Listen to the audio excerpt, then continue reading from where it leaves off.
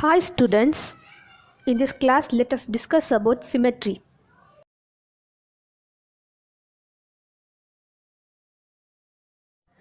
Symmetry is an important concept of geometry that is used in various fields such as architecture and engineering.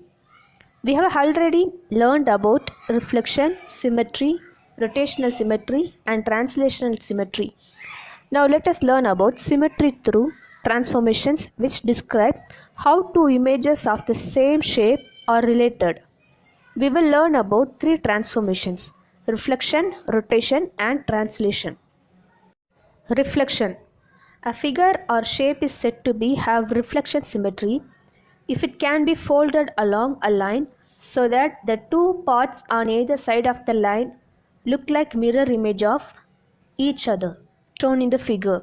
The concept of the line of symmetry is closely related to reflection symmetry. Line of symmetry. The line of symmetry is the line that divides a shape into two equal and identical halves. A figure can have multiple lines of symmetry.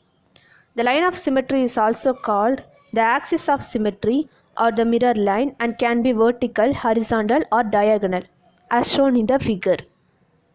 Next, reflection on grid paper. Reflection is a transformation that reflects an image or shape across a line. The line along which it is reflected is called the line of reflection. An image and its reflection are at the same distance from the line of reflection on either side. This line of reflection can be either vertical, horizontal, or slanting as shown in the figure. Next, steps to reflect a shape. Choose a vertex in the shape.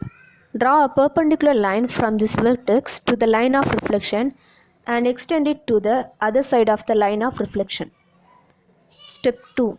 Measure the perpendicular distance of the vertex from the line of reflection and mark a point on the other side of the line of reflection at the same distance on the extended perpendicular line. Step 3. Repeat the steps and find the reflection of all the other vertices of the shape. Join these points to get the reflection of the shape. Example, draw the line of reflection. In this figure, the line of reflection is at an equal distance from both the image and its reflection. Next, rotation. A rotation can be clockwise or anti-clockwise. The clockwise direction is the one in which the hands of a clock move, as shown in the figure. Rotational symmetry. A figure or shape is said to have rotational symmetry when it is rotated about a point to land in a position and still looks exactly the same as the original figure or shape, as shown in the figure. Next, order of rotational symmetry. In the figure, the rectangle is rotated through quarter turns. What do you notice? The rectangle looks the same as the original when it has been rotated through a half turn or a full turn. So a rectangle has a rotational symmetry of order 2.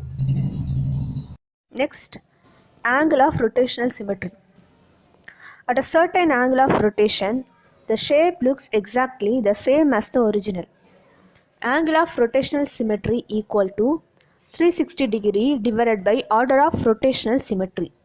For example, the angle of rotational symmetry of a square is 360 degree divided by 4, which is equal to 90 degree.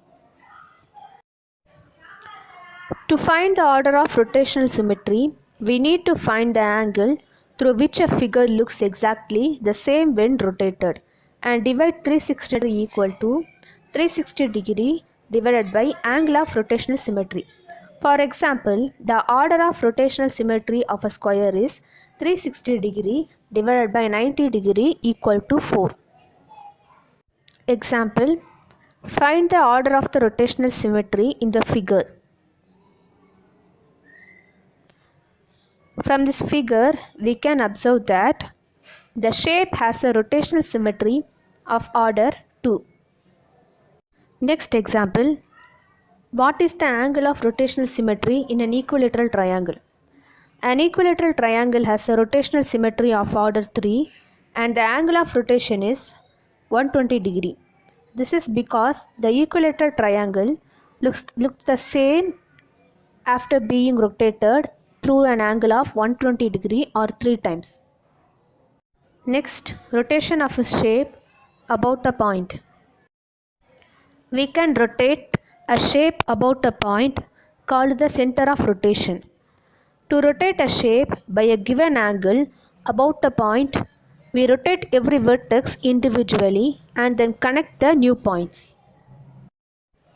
In the figure, the triangle rotates about the point A. The position of the shape for clockwise and anti-clockwise rotation is different at next. Steps to rotate a shape about a point. Join X and A. Step 2. Draw an angle of 90 degree at A with XA as an arm. Mark the arm in such a way that the rotation is in the clockwise direction. Step 3. Measure XA and mark a point X on the other arm of the angle such that XA equal to X dash A. Step 4. Locate Y dash and Z dash in the same way. Step 5. Join X dash, Y dash, Z dash to get the rotation of XYZ about A. The position of a shape for a 180 degree clockwise rotation and 180 degree anti-clock rotation remains the same. So specifying the direction when rotating a figure by 180 degree is not required. In this figure, a quadrilateral is rotated 180 degree about the point M. Example, rotate the shape about the point by the angle of rotation and direction. The first figure shows 180 degree anti-clockwise direction and the second figure shows 90 degree anti-clockwise direction. In translational symmetry, all the points of the image move the same distance in the same direction. So translation symmetry occurs when a shape slides to a new position. The shape only slides, it neither rotates nor reflects. And grids are helpful in showing translation by showing how much the image moves horizontally and vertically. For horizontal movement, we denote a right side movement by right side arrow and a left side movement by left side arrow.